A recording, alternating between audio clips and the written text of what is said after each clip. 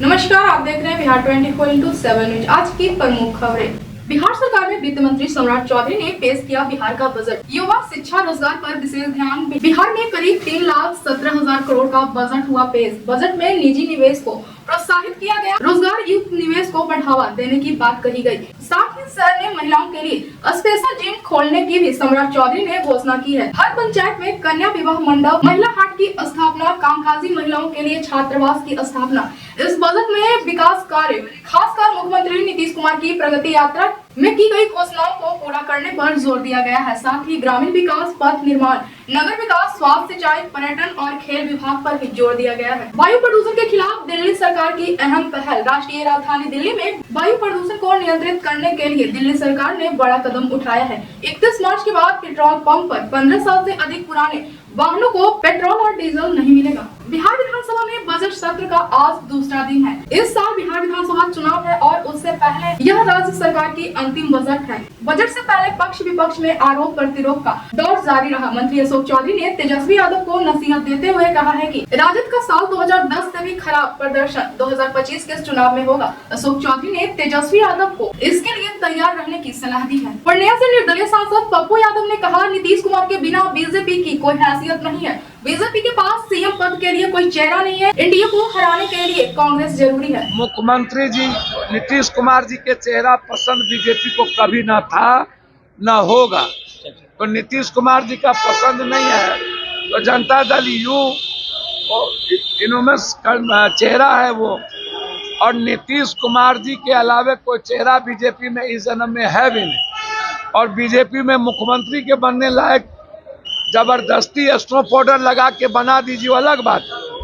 नीतीश कुमार से अच्छा चेहरा एनडीए में कोई कभी हो ही नहीं सकती। आरजेडी विधायक ललित यादव ने साक्ष्य के अभाव में आरोपियों की रिहाई पर सदन में उठाया सवाल। उन्होंने कहा कि मुजफ्फरपुर में 37 मामलों में साक्ष्य के अभाव में 100 लोगों को रिहा कर दिया गया। जिन अधिकारियों के लापरवाही के कारण सबूत नहीं जुटा पा सके और आरोपी छूट गए, उन पर क्या कोई कार्रवाई हुई? कि पुलिस साक्ष्य के अभाव और सबूत के अभाव में लोग रिहाई हो जाते हैं, जिससे कि पीड़ित को न्याय नहीं मिलता है। माननीय मंत्री जी ने विस्तार से जवाब दिया है महोदय, लेकिन हम लोग मात्र इनका मुजफ्फरपुर में हम लोग बात करें तो 37 मामले में सभी सबूत के अभाव में और 100 की रिहाई हुई है। तो इस तरह से पूरे बिहार का महोदय हम लोगों ने आंकड़ा दिया था। तो हम लोग माननीय मंत्री से पूछना चाहते हैं कि यदि 100 समय कोई पदाधिकारी इसका जवाब नहीं देते, सबूत या साक्ष्य प्रस्तुत नहीं करते हैं, तो इसके संबंध में कोई कार्य योजना बनाकर कोई ठोस कार्रवाई उन पर करने का विचार रखते हैं। सभी कार्रवाई की जाती है, लेकिन कोर्ट में सभी को मालूम है लंबे समय तक तारीख पर मर्डर केस भी 15-15, 20-20 साल फैसला नहीं होता। ये तो सरकार के नियंत्रण में है नहीं, कोर्ट का मामला है। नहीं महोदय, हम लोगों ने कहा कि जो पुलिस पदाधिकारी साक्ष्य और सबूत के अभाव में, प्रतिवेदन के अभाव में, मैंने कहा यदि उसमें कमी करते हैं, लापरवाही करते हैं, तो उस पर क्या माननीय मंत्री जी कोई कार्य योजना बनाकर या उनको चिन्हित करके उस पर कोई कार्रवाई करना चाहते हैं? मैंने माननीय मंत्री उत्तर को नहीं झारखंड विधानसभा में पेश हुआ बजट। वित्त मंत्री रामकिशोर ने 1,45,400 करोड़ का पहला बजट पेश किया, जिसमें किसानों को ऋण से मुक्ति का लक्ष्य एवं 18 साल से 50 साल तक की महिलाओं को मिलेगा माई बहन योजना का लाभ। बिहार बजट के दौरान सदन में सम्राट चौधरी ने युवाओं के लिए बड़ा ऐलान किया है। बजट में बिहार शिक्षा विभाग के लिए सरकार ने खोला खजाना। पिछड़ा और अत्यंत पिछड़ा वर्ग के छात्रों की छात्रवृत्ति दोगुना की जाएगी। साथ ही पूर्णिया में 3 महीने में हवाई उड़ान चालू करने का ऐलान किया। बिहार विधानसभा में प्रश्नकाल के दौरान बीजेपी विधायक पवन जायसवाल ने कोविड काल में कोरोना से सरकारी कर्मचारियों की मौत के बाद परिजनों को पेंशन से जुड़े सवाल को उठाया। भाजपा विधायक के सवाल का जवाब प्रभारी मंत्री विजय चौधरी ने दिया। मंत्री ने कहा कि कोई अपने घर में संक्रमित हो गया, उसके लिए यह योजना नहीं था। सरकारी कार्य के दौरान जो सरकारी कर्मी संक्रमित हुए, उनके लिए यह योजना लागू हुई थी। बागेश्वर धाम के धीरेन्द्र कृष्ण शास्त्री 6 मार्च से लेकर 10 मार्च तक गोपालगंज में रहेंगे और हनुमान कथा सुनाएंगे। इस दौरान वे पर्ची भी निकालेंगे। गोपालगंज के भोरे थाना क्षेत्र के रामनगर स्थित राम जानकी मठ में आयोजित होने वाला इस कार्यक्रम के लिए तैयारियां जोर शोर से चल रही हैं। राबड़ी देवी के मुंह बोले भाई कहे जाने वाले सुनील सिंह की एमएलसी सदस्यता अब तक बहाल नहीं हुई है। सुनील सिंह ने इसे लेकर विधान परिषद के सभापति को एक पत्र लिखा, जिसमें सुप्रीम कोर्ट के आदेश का हवाला देते हुए उनकी बहाली सुनिश्चित करने की अपील की है। भाजपा अध्यक्ष दिलीप जायसवाल ने कहा, लालू यादव तांत्रिक है, अपने बेटे के लिए वे ज्यादा परेशान है। तेजस्वी यादव कुछ नहीं बनने वाले। मतदाताओं ने एनडीए की सरकार बिहार में बनाने का निश्चय कर लिया है। एनडीए की सरकार बिहार में तय है। अब वो तांत्रिक हैं, उनको वो भविष्य वक्ता है कि अपने बेटा के लिए इतना ज्यादा वो परेशान है। वो कुछ नहीं बनने वाला है। एनडीए जो है अब एनडीए की सरकार मतदाता ने विचार कर लिया है, बनाएगी। बिहार में एनडीए की सरकार अब तय है। बिहार में सभी चुनावी पार्टी अपने अपने प्रचार प्रसार में जुटे हुए हैं। हाल ही में प्रधानमंत्री नरेंद्र मोदी बिहार के दौरे पे थे। दरअसल आरएसएस प्रमुख मोहन भागवत 6 मार्च को बिहार आ रहे हैं। वे सुपौल के वीरपुर में सरस्वती विद्या मंदिर के नए भवन का उद्घाटन करेंगे। उनकी यात्रा को सफल बनाने के लिए संघ के कार्यकर्ता जुटे हैं। स्वयं सेवकों से समाज और राष्ट्र निर्माण से जुड़े मुद्दे पर संवाद करेंगे। जहानाबाद में लालू यादव ने अपने बयान में कहा कि बिहार में हमारी सरकार बनेगी, जिसके बाद बिहार सरकार के मंत्री नितिन नवीन ने आरजेडी प्रमुख लालू यादव के बयान पर प्रतिक्रिया देते हुए कहा, जब आपको बिहार की चिंता करने की जिम्मेदारी दी गई थी तो आपने ऐसा नहीं किया। अगर उस समय लालू यादव बिहार की देखभाल की होती तो आज बिहार प्रगति के पथ पर देश अग्रणी राज्यों में शामिल होता।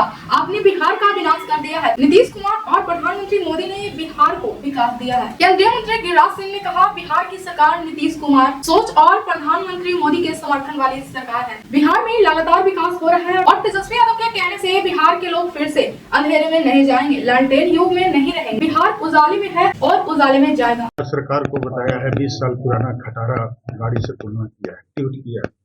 उनको समझ में नहीं आ रहा क्योंकि उन्होंने गाड़ी देखी ही नहीं। वो तो बैलगाड़ी वाले थे। ये गाड़ी है, अभी इतनी गाड़ियां हैं, ये खटारा नहीं है। ये बिहार की सरकार नीतीश कुमार की सोच और नरेंद्र मोदी का सपोर्ट वाली सरकार है।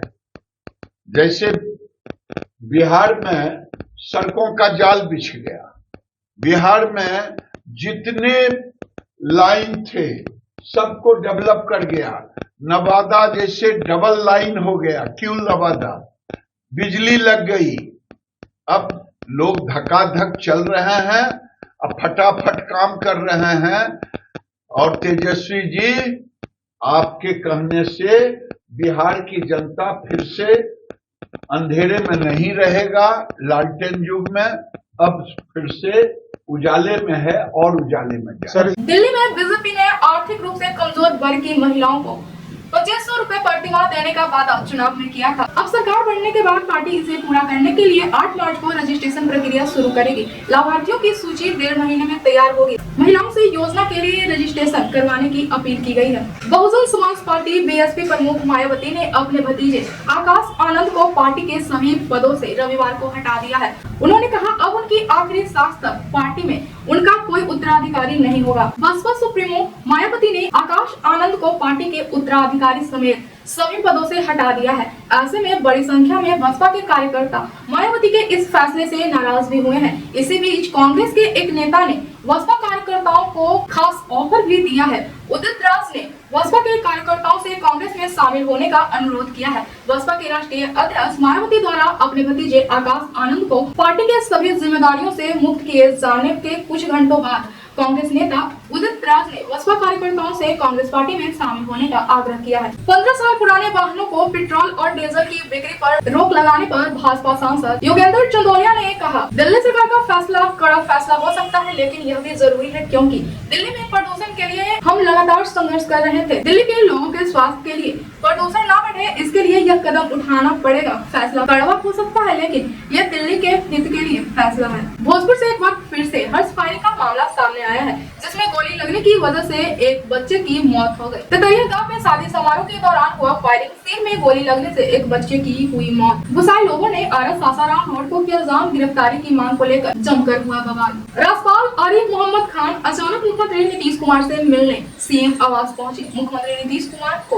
उनके जन्मदिन की बधाई देने के लिए पहुंचे। प्रयागराज से संगम पहुंचा 700 लीटर गंगा जल, कई धार्मिक कुंडों में डाला जाएगा जल। मध्य प्रदेश के मुख्यमंत्री मोहन यादव ने कहा किसानों को 2600 रुपए प्रति क्विंटल गेहूं खरीदने के लिए प्रोत्साहन राशि देकर उपार्जन योजना शुरू की है। हमने एक और घोषणा की है कि हम धीरे धीरे मध्य प्रदेश के क्षेत्र के किसानों को शुरुआती 5 रुपए में अस्थायी बिजली कनेक्शन प्रदान करेंगे। बिहार सरकार में मंत्री मोहम्मद जमा खान ने कहा तेजस्वी यादव अपनी पार्टी को देखें, उनकी पार्टी प्राइवेट कंपनी बनी हुई है। साथ ही कहा हम चाहते हैं कि निशांत कुमार आगे बढ़े, हम उनके साथ रहेंगे, हम उनके साथ काम करेंगे। मैं चाहता हूं कि वे चुनाव भी लड़ें। बजट पेश होने से पहले विधान परिषद से बाहर विपक्ष का हंगामा। राबड़ी देवी ने कहा कि महंगाई के मार से राज्य की जनता त्राहिमाम कर रही है, लेकिन सरकार आंख मूंदे बैठी है और गरीब जनता की उसे कोई फिक्र नहीं है। उन्होंने कहा है कि सरकार को गैस सिलेंडर का दाम 500 रुपए करना होगा। बिहार कांग्रेस प्रभारी कृष्णा अलादू ने मुख्यमंत्री नीतीश कुमार पर हमलावर होते हुए कहा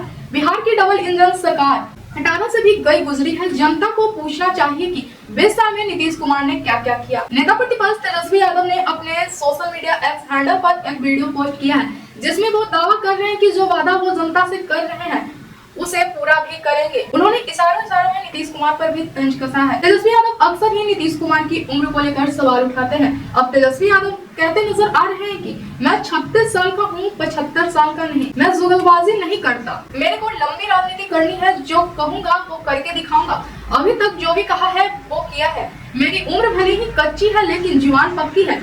लंबी राजनीति करने के लिए जुबान का पक्का होना पड़ता है।